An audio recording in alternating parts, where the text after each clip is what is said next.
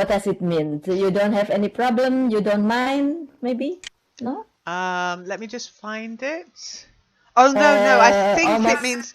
I think it might mean you haven't got any kickback coming. It's government money, and I think he's being sarcastic. I think he knows that he's going to get a kickback from the money. He'll charge more to the government. So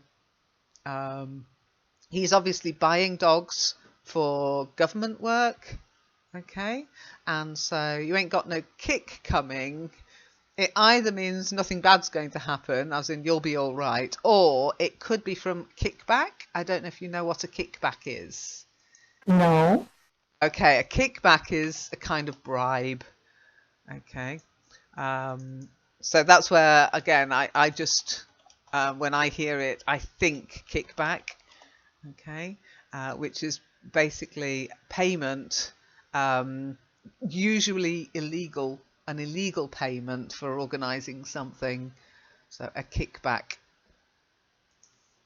It's one word, a kickback. So it's like a bribe, okay? And usually it wouldn't pass Transparency International rules, okay?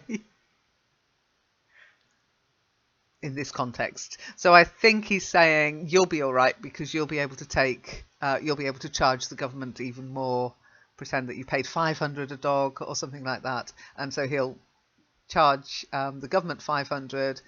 He's already paid out 300, so he'll be 200 better off. Okay.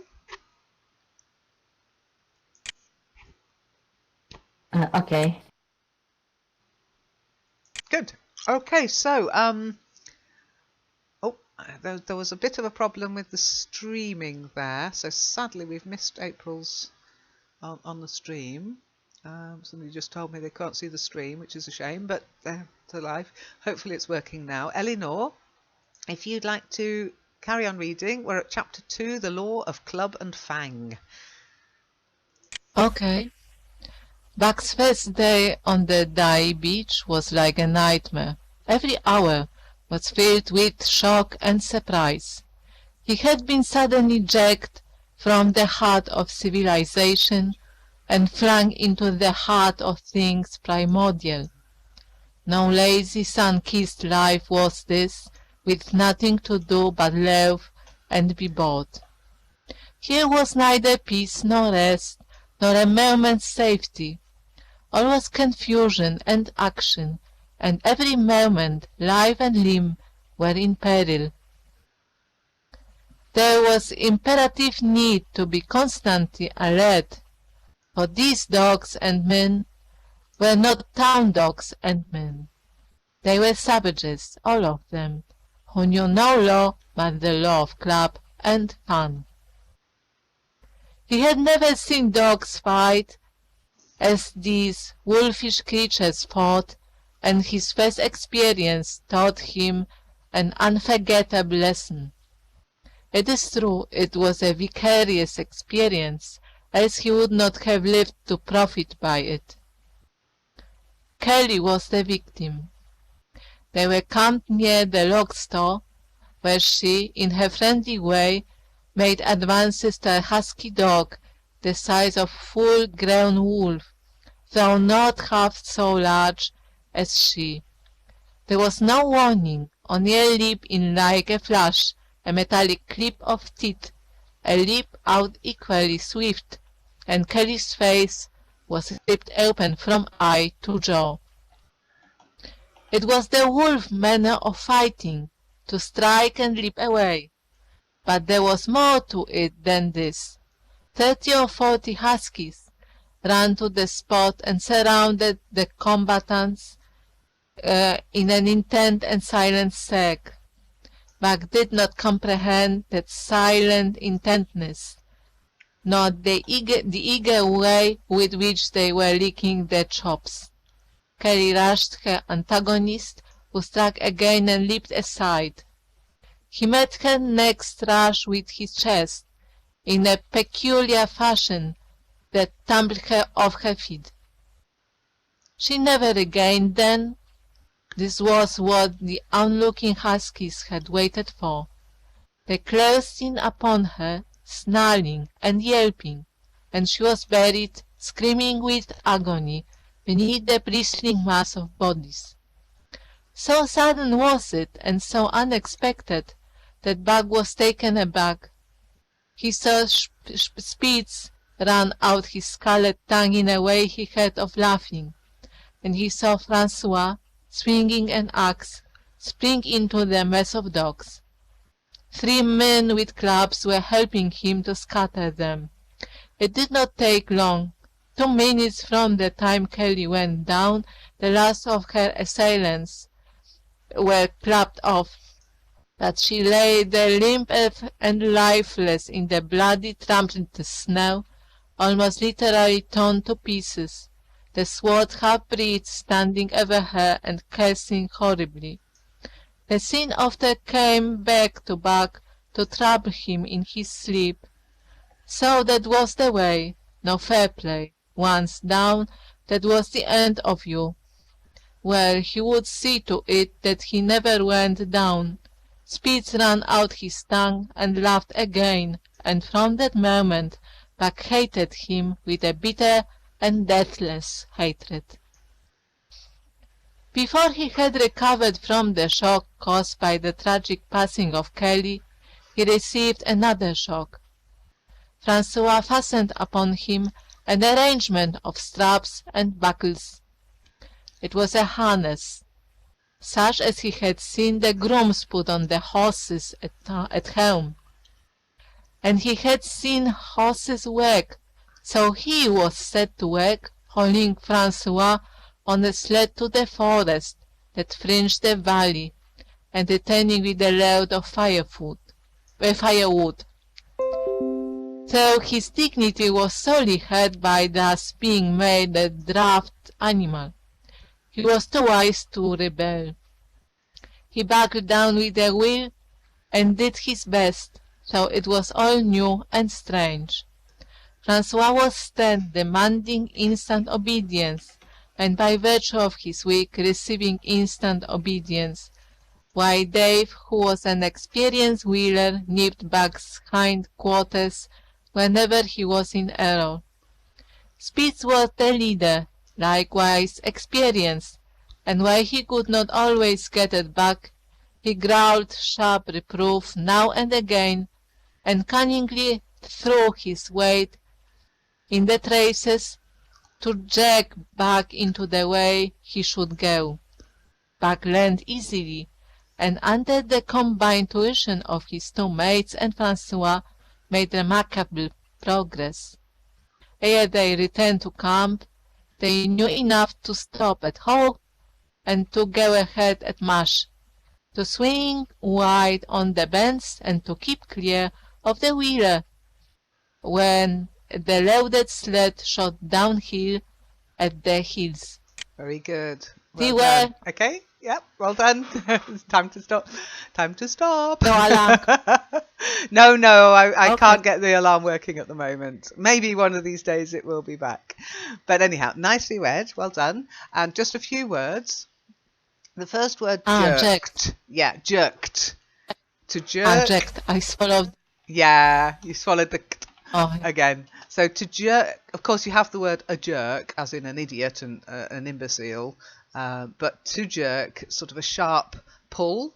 So jerk. yeah, but because from physics I know it. Yeah. It's I don't remember what it was, but it's jerked. Jerked. Yeah, not jacked, jerked. You've got to get that long. Jerked. Long. Yeah. I know. Try again. Theoretical. Jerked. Yeah, jerked the first time was fine. The second one, it sounded like jacked again. So, jerked. Jerked. That's it. That's better. Then the next one, you've got to get the th sound, not t. Teeth. Teeth. Yes, Teeth. because otherwise you've got teat, which is a word. So an animal that gives milk has teats. Okay, so you don't really want to confuse teeth and teat. Oh. It'd be quite painful. And then your favourite swallowing. Circle. You've got to get the Circle. Circle. Circle. Yay, circle. Oft Okay. did Now the next one, I don't mind if you say often or often, but you've got to get the "un" at the end. So often. often. Yes, that's it. Perfect. And then just a little phrase, a sentence that's a little awkward. And again, the clue is in the commas. So, and as you missed the as, so it kind of lost the so. So as and so, they go together in a way. Okay, so if you miss the as, the so makes no sense. So you've got to get the as. And as he had seen horses work, so he was set to work, hauling Francois on a sled to the forest that fringed the valley. Okay, so try it that way. And as he had seen horses work, so he was set to work, hauling Francois on a sled to the forest that fringed the valley. Is it better? Perfect. Absolutely perfect. Yes, fringe again. I mean, a fringe can be more of one thing. I think April has a fringe on her hair. Yeah, so falling over her forehead. But it can also mean sort of at the edge of, at the fringes of civilization, at the edge of something. Okay. Okay. So, well done. Shiny, it is your turn to read now. Have you got the text? Read. Oh, yes, April, yeah. I noticed that the pronunciation of rebel, to rebel, To that rebel. is different than Rebel. rebel. Yes. A rebel. Okay. A rebel rebels. Okay. As you know, sometimes rebels. yeah, sometimes nouns and verbs retain they look the same, but they retain their pronunciation. And other times they look the same, but they change their pronunciation just to make it absolutely clear. Yeah, it's a different word or a different meaning. But sometimes they do keep the same pronunciation. Other times not. It's English pronunciation. What can I say? I apologise. Okay.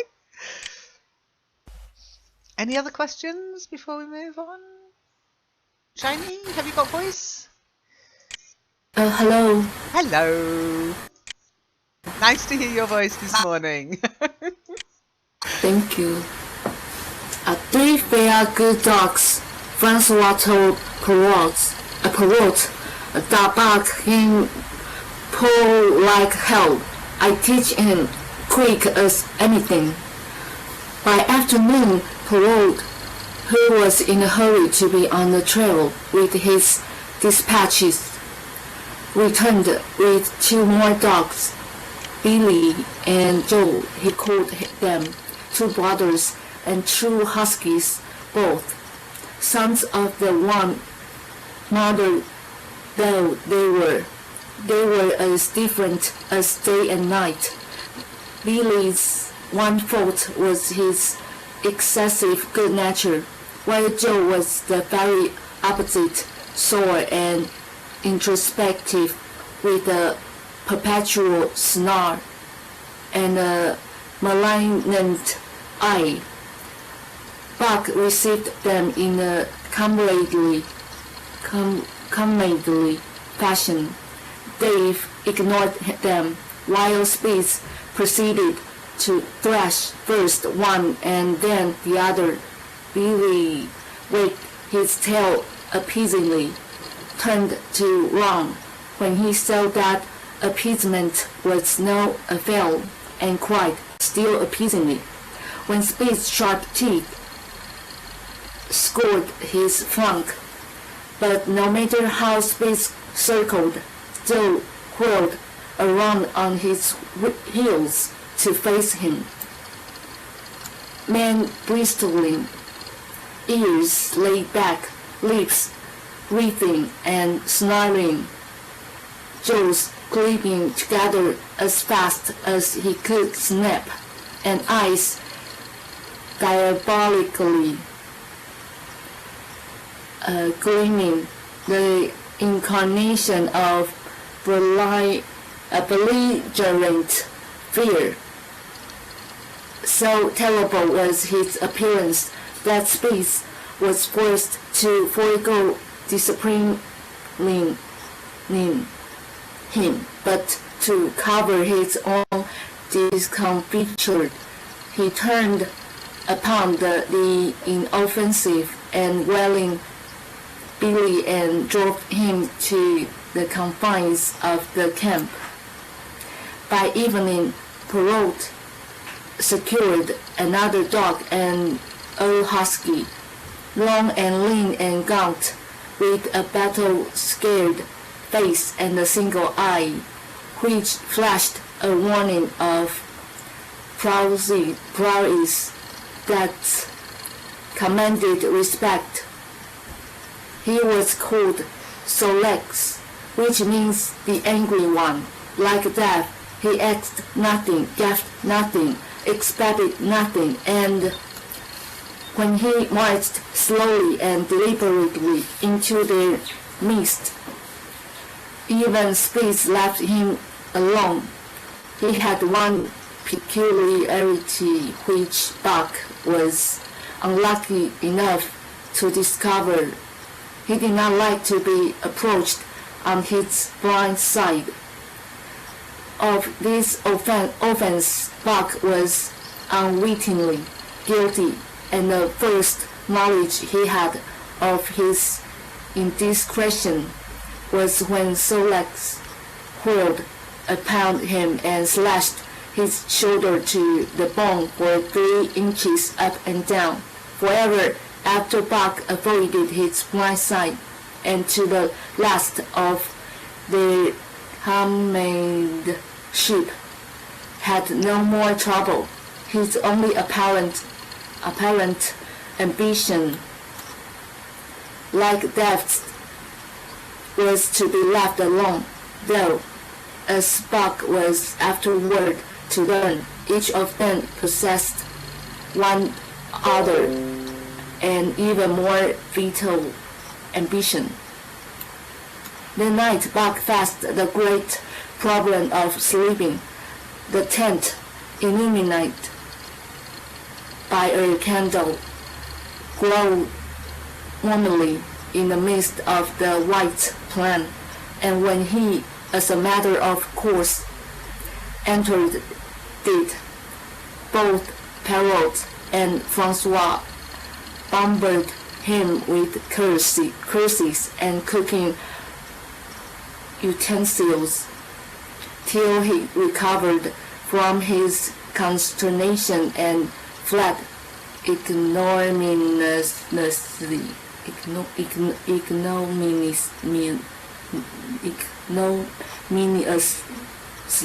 into the outer cold. A chill wind was blowing that nipped him sharply and bit with a special venom into his wounded shoulder. He lay down on the snow and attempted to sleep, but the frost soon drove him shivering to his feet. Miserable and disconsolate, he wandered about among the many tents, only to find that one place was as cold as another. Here and 3 savage dogs rushed upon him, but he bristled his neck hair and snarled, for he was learning fast, and they let him go his way unmolested. Very good. Well done. Okay, so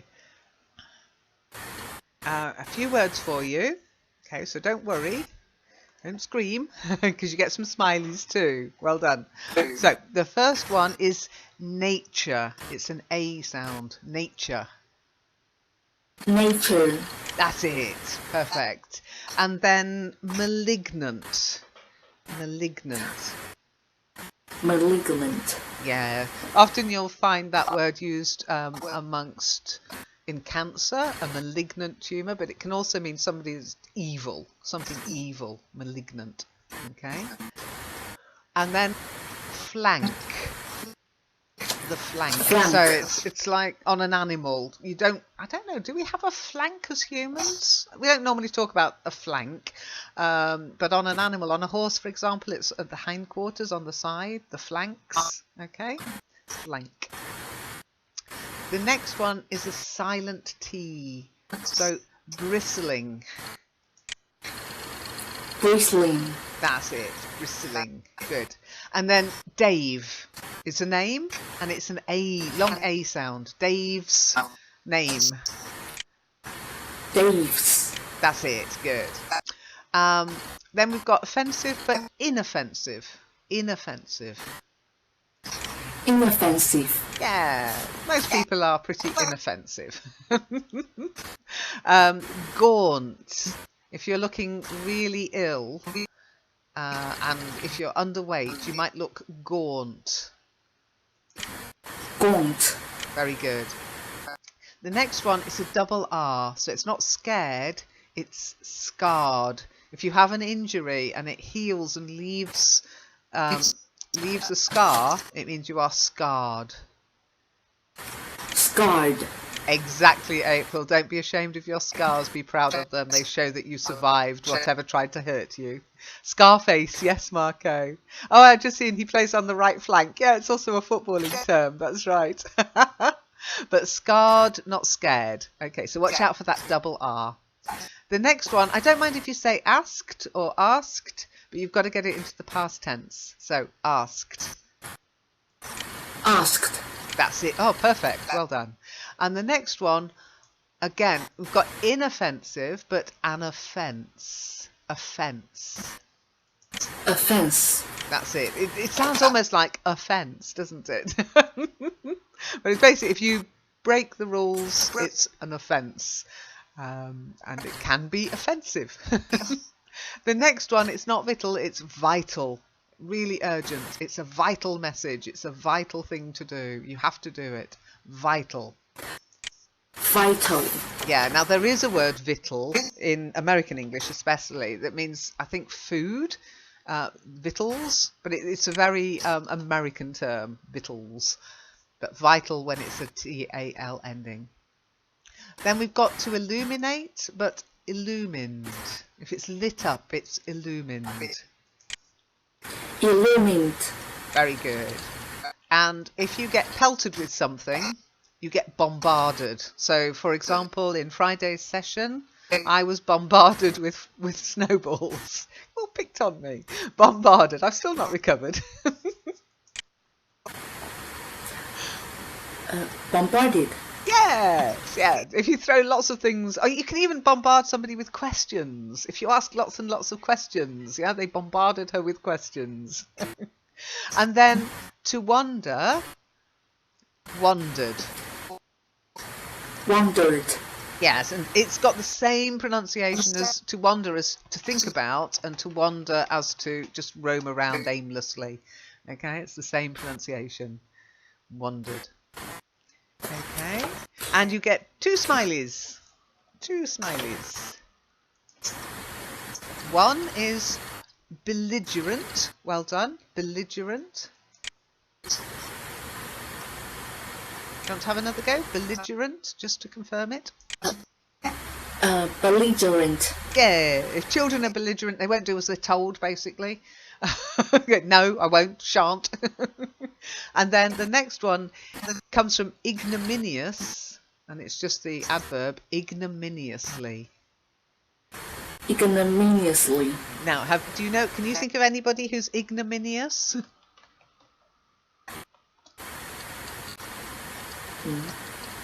It means causing public shame or disgrace.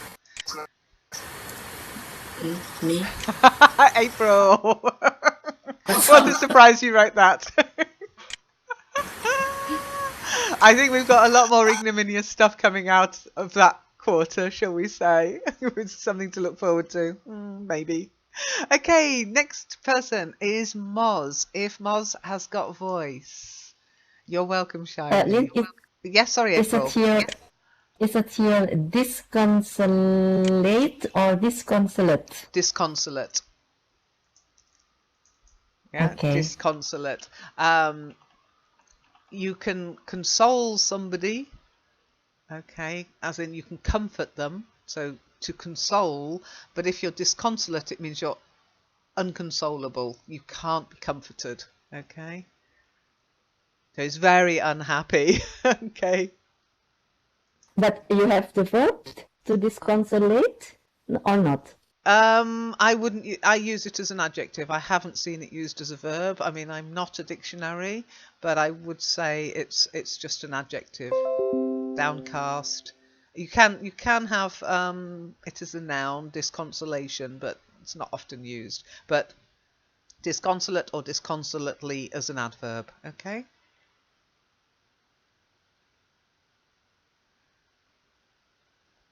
And disconsolate as an adjective. Okay.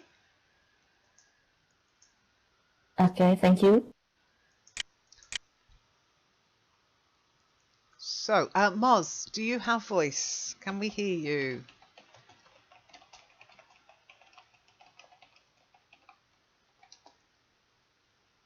Okay, I can't see. I can see a white dot. It's very no. Oh, bums. Ooh. I'm sorry, Moz. I mean, you've got that white dot. It's so important to have that white dot. We should be able to hear you. Which viewer are you using?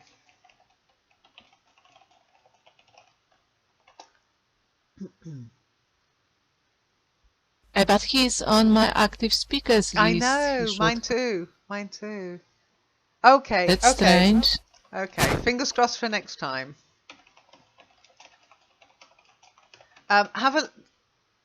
If you would like more help, write down some of the details on the forum in the group, the Virtual Worlders group. Tell us what viewer you're using, and I'll see if I can do some screenshots to show you how to set up the preferences. Okay. Anyway, we'll move on. Marcello has left. He ran out of time. So Marco, it is your turn. Oh, so I will make mistakes, no? Why, Okay. what? Because if they stay, there will no place for me to reading, and I will not make any mistakes. But Oh, no. no. That's not making mistakes. That's just not doing. Come on. If you don't make any mistakes, you're not trying hard enough. Okay, absolute no mistakes. Okay. Okay, whenever From you're ready. Okay, from finally. Yes, I think Lynn- is finally an idea came to him. Yeah. Oh, okay. Finally, an idea came to him. He would return and see how his own teammates were making out. To his astonishment, they had disappeared. Again, he wandered about through the great camp looking for them, and again he returned. Were they in the tent? No, that could not be, else he would not have been driven out. Then where could they possibly be? With drooping tail and shivering body, very forlorn indeed, he aimlessly circled the tent. Suddenly the snow gave way beneath his forelegs and he sank down. Something wriggled under his feet. He sprang back, bristling and snarling, fearful of the unseen and unknown. But a friendly little yelp reassured him, and he went back to investigate. A whiff of warm air ascended to his nostrils, and there, curled up under the snow in a snug ball, lay Billy. He whined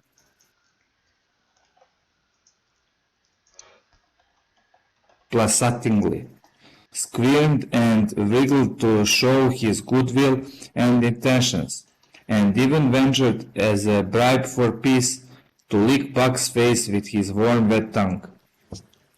Another lesson. So that was the way they Placate. did it. Buck confidently selected a Placate. spot, and with much fuss and waste effort, proceeded to dig a hole for himself. In a trice, the heat from his body filled the confined space, and he was asleep. Placate. The day had been long and arduous, and he slept soundly and comfortably. Through he growled and barked up and wrestled with bad dreams. Nor did he open his eyes till roused by the noises of the walking camp. At first he did not know where he was. It had snowed during the night and he was completely buried. The snow walls pressed him on every side, and a great surge of fear swept through him, the fear of the wild thing for the trap.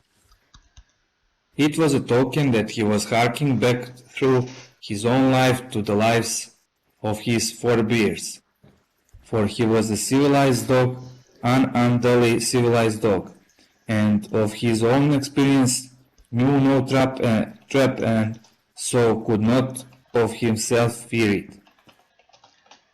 The muscles of his whole body contracted spasmodically and instinctively. The hair on his back, on his neck and shoulders stood on end, and with a ferocious snarl he bounded straight up into the blinding day, the snow flying about him in a flashing cloud. Ere he landed on his feet, he saw the white camp spread out before him and knew where he was and remembered all that had passed from the time he went for a stroll with Manuel to the hole he had dug for himself the night before. A shout from Francois hailed his appearance. "What I say," the dog driver cried to Perrault. "That buck for sure learned quick as anything." Perrault nodded gravely. As courier for the Canadian government, bearing important dispatches, he was anxious to secure the best dogs, and he was particularly gladdened by the possession of Buck. 3 more Huskies were added to the team inside an hour, making a total of nine, and before another quarter of an hour had passed, they were in harness and swinging up the trail toward the Daya Canyon. Buck was glad to be gone, and though the work was hard, he found he did not particularly despise it. He was surprised at the eagerness which animated the whole team, and which was communicated to him, but still more surprising was the change wrought in Dave and Sol Lex. They were new dogs, utterly transformed by the harness. All passiveness and unconcern had dropped from them. They were alert and active, anxious that the work should go well, and fiercely irritable with whatever, by delay or confusion, retarded that work. The toil of the traces seemed the supreme expression of their being, and all that they lived for, and the only thing in which they took delight. Dave was Wheeler on sled dog. Pulling in front of him was Buck. Then came Sol Lex. The rest of the team was strung out ahead, single file to the leader, which position was filled by Spitz. Buck had been purposely placed between Dave and Sol Lex, so that he might receive instruction. Upschooler that he was, they were acutely apt teachers, never allowing him to linger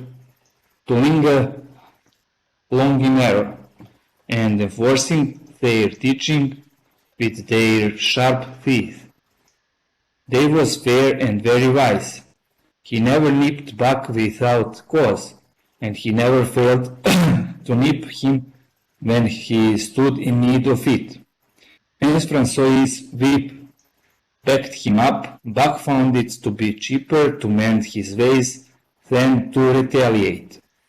Once, during a brief halt, when he got tangled in the traces and delayed the start, both Dave and Solex flew at him and administered a sound trouncing. The resulting tangle was even worse, but Buck took good care to keep the traces clear thereafter, and ere the day was done, so well had he mastered his work, his mates about ceased nagging him. Francois' whip snapped less frequently, and Perrault even honored Buck by lifting up his feet and carefully examining them. Very good. Well done. Nicely read. Okay. So a couple of words and a couple of smileys. No phrases. So super. Very good. Just one little thing. I've just got to... yeah, just that last word at the end. Just add that. So, this one's going to have April asking me a question. I am absolutely positive of it. I'm just absolutely sure of this. But as a Brit, I say placatingly. So it's a hard k sound to placate somebody. And if you do something in a placating way, you do it placatingly. Okay? Now, Americans do say placatingly, but the important one for you is the k rather than say. It's not like place, it's placate, placatingly. Try it, Marco.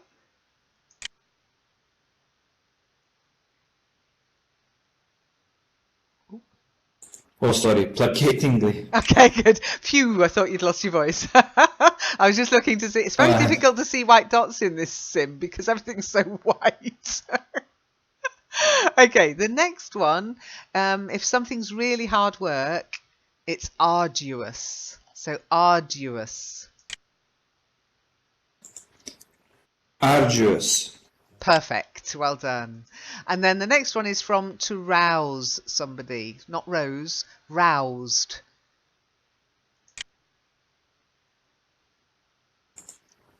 Aroused. That's it. Yeah, to rouse somebody and it kind of means to make them start feeling negative emotions like anger. Yeah, it roused his anger. Okay. Then the next one's really important.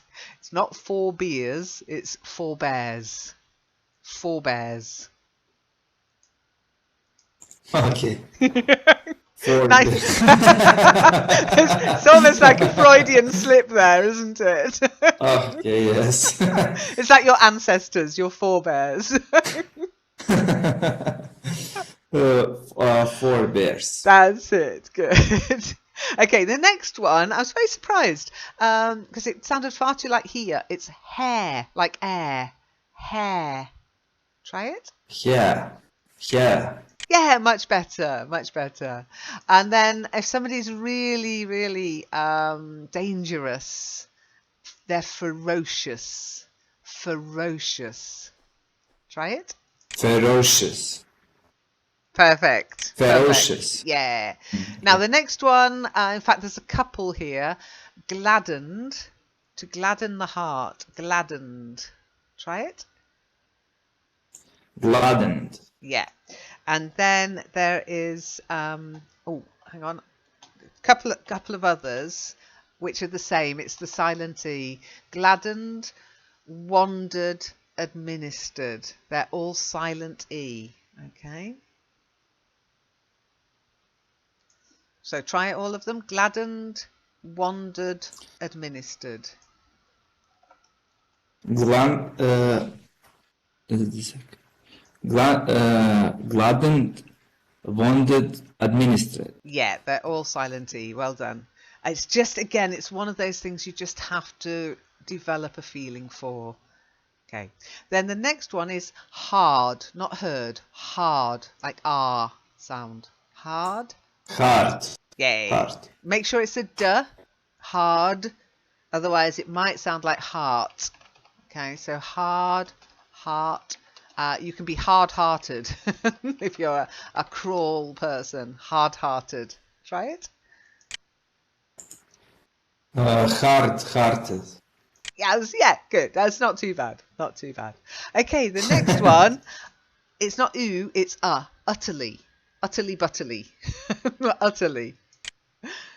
Utterly. Yay! It means completely. Yeah, it was utterly wonderful. And then another one with an equally. Equally. Equally. Yeah, the equal sign. Yeah, equal. So, equal, equally. Then this next one is air.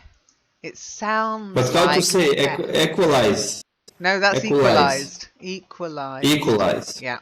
Equalize. So it's equal, equally, equalized. Oh, Moz is bouncing. Moz, what have you done? You're bouncing along like a bunny rabbit. So, next one. You might find it better to sit, Moz. Okay? If you sit on one of the seats or next to me on the rug, you can sit down. Okay, so equal, equally, equalized. Do you want to try them all, Marco? Okay.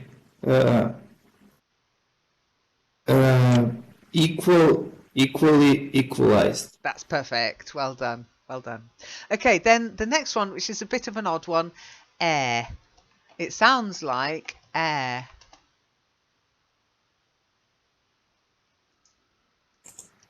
Air. Yeah, it's a bit of literary English. It just means before.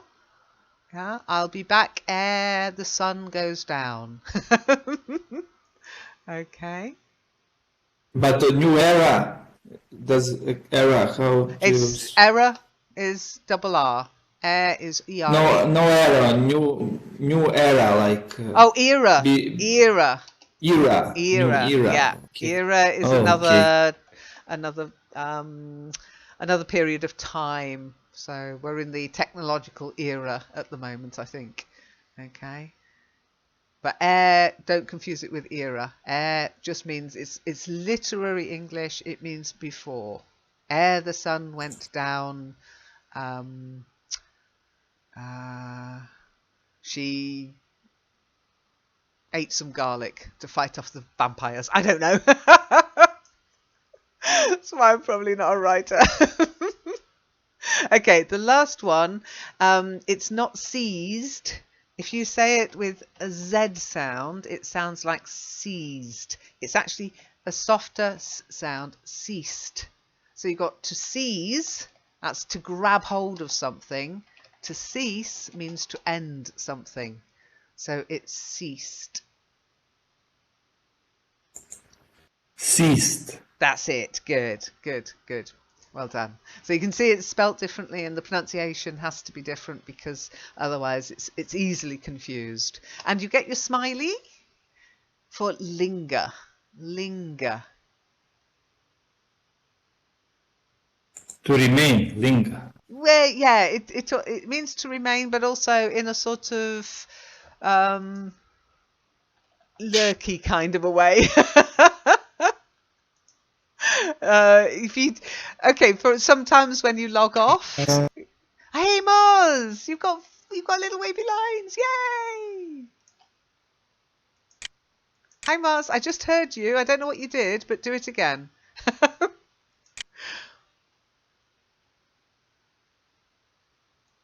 Okay, so any questions? Hello, hello, hello. Hello, hello, hello, Moz, and Moz's doggy. No, We missed so, him. oh yes. Hi, Hi, Muzz. Have you got time to read, Muzz? Yes, maybe it's hard to me to read because I think this one it needs to hold down while I'm speaking. This icon microphone, I don't know how to Okay, hold which without using my hand. which viewer are you using? Firestone. Okay, the Really? button that you're holding down, can you see a little box in the top right corner of it?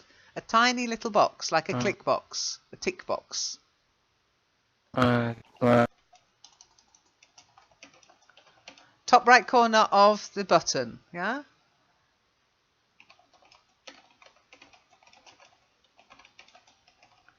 It should be ticked.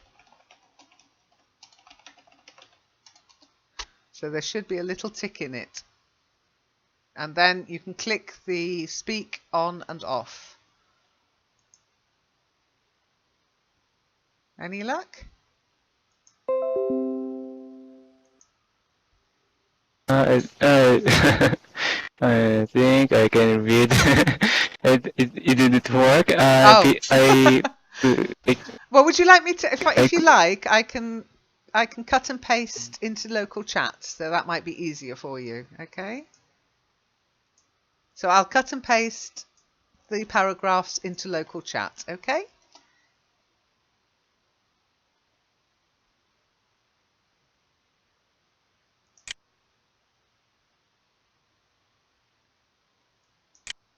Okay, Moz? So from It Was a Hard Day's Run. okay. It was hard day's run up to the cannon, through sheep camp, past the scales and the timberline, across glaciers and snowdrifts, hundreds of feet deep, and over the great Chilkoot Divide, which stands between the salt water and the fresh and guards forbiddingly the sad and lonely north. They made good time down the chain of lakes which fills the craters of extinct volcanoes, and late that night pulled into the huge camp at the head of Lake Bennett, where thousands of gold seekers were building boats against a break up the ice in the spring.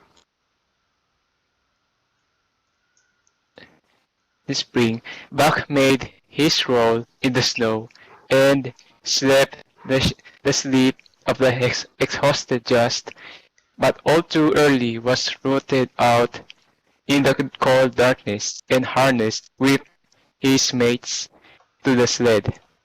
The end. Okay, I'll cut and paste the next paragraph for you. Here's your text.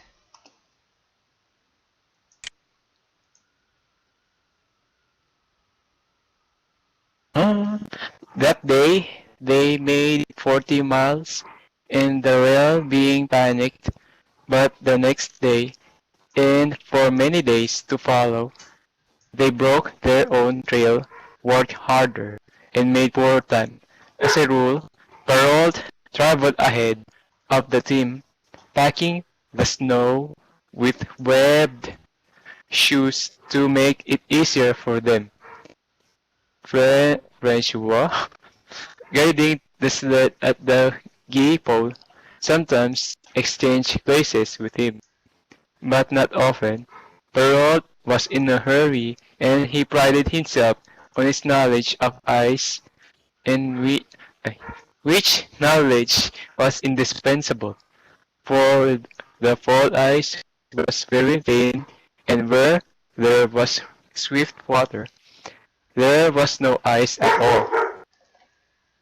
Very good, well done. Let's carry on.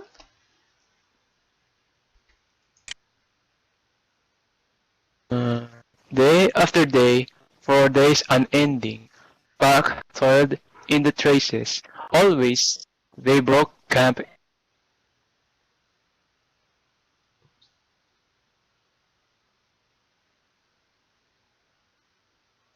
Okay, you've lost voice, Moz. Where did I stop? Okay, they broke camp. Always, They broke camp. they broke up in the dark, and the first gray of dawn found them hitting the trail with fresh miles reeled off behind them. And always they pitched camp after dark, eating their bit of fish and crawling to sleep into the snow. Buck was ravenous. The pound and a half of sun-dried salmon, which was his ration for each day, seemed to go nowhere. He never had enough, and suffered from perpetual hunger pangs. Hunger pangs, no, never hunger pangs. Yet the other dogs, because they weighed less and were born to the life, received a pound only of the fish and managed to keep in good condition. Okay, last paragraph. Okay. Yep, well done.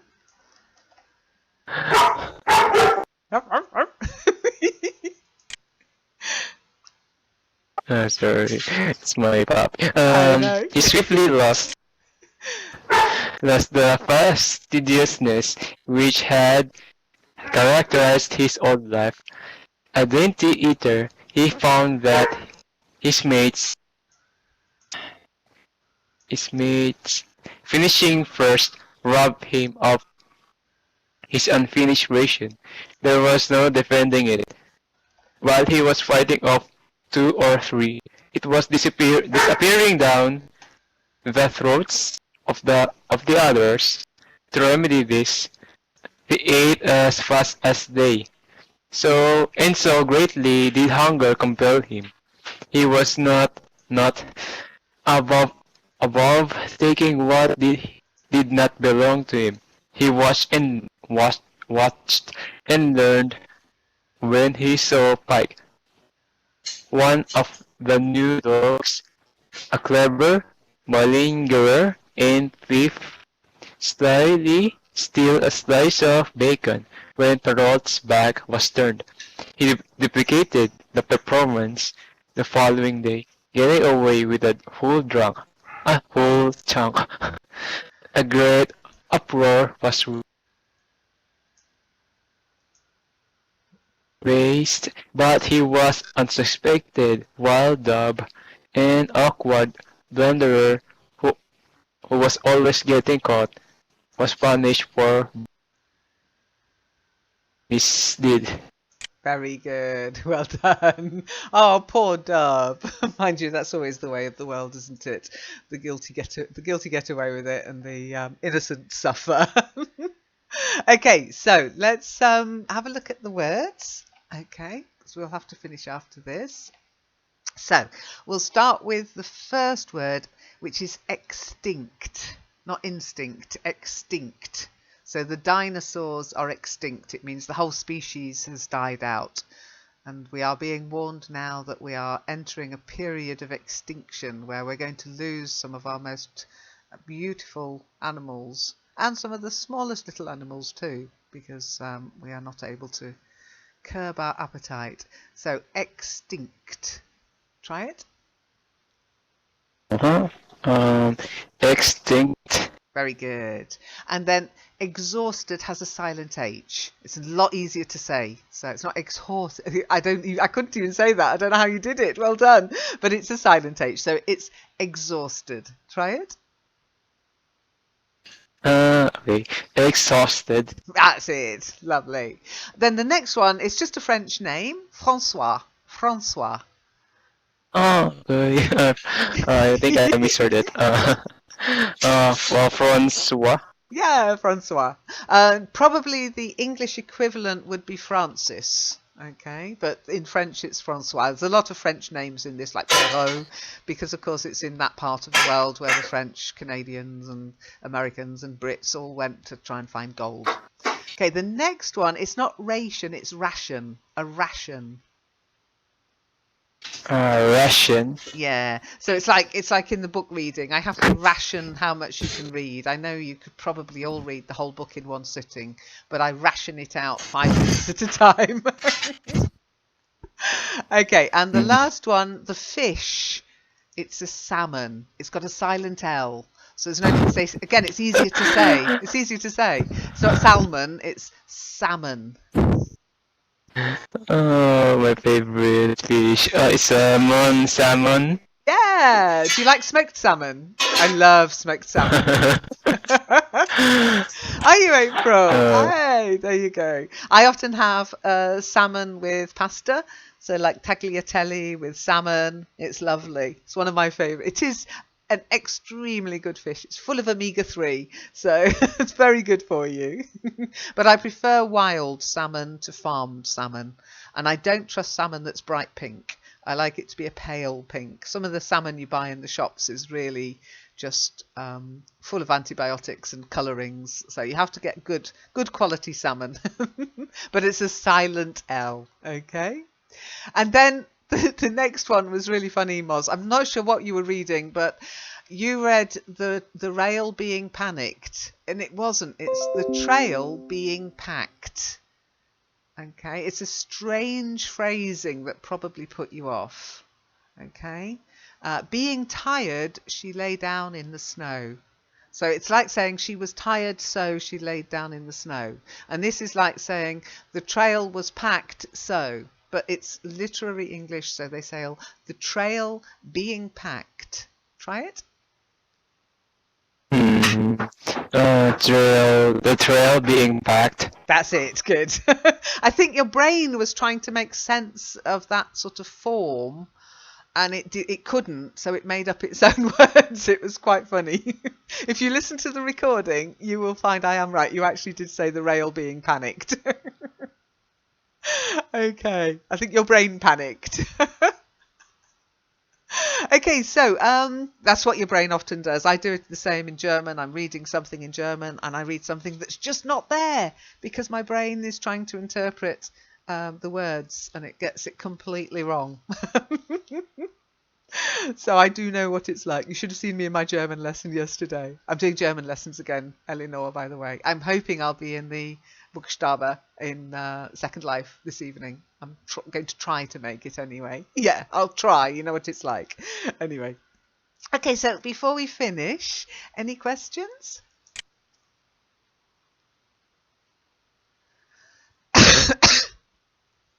How do you pronounce this word? Oh, ravenous. Ravenous. Okay, Really ravenous. hungry. So we do Ravenous. say to rave. Yeah, so you know, to rave or to rave. But if it's about hunger, not partying hard, it's ravenous. Okay. So poor Buck was perpetually hungry. He was ravenous. Moz, I wonder if your doggy knows you're reading about a dog. That's why he's barking so much. Packs of dogs. Arr, arr, arr. Anyhow, well done, Moz, for getting your microphone to work, and have a little explore of the sim. It does close today, and it will reopen again for next week, but I can keep it open for an hour or so. You can have a little wander around if you want to. But I'm going to finish now. Don't forget, you can carry on talking, chatting, reading, discussing, whatever, just because I'm going. You can even have a chat with Snowy here, because he loves having a little chat. I am. I am. Oh, that's strange. I've got a strange thing going on. Fine. Thank you.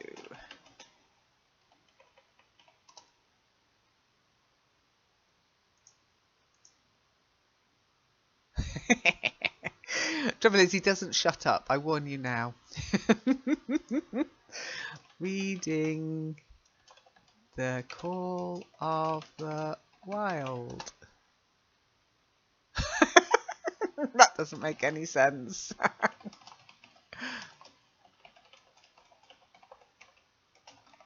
You silly snowman.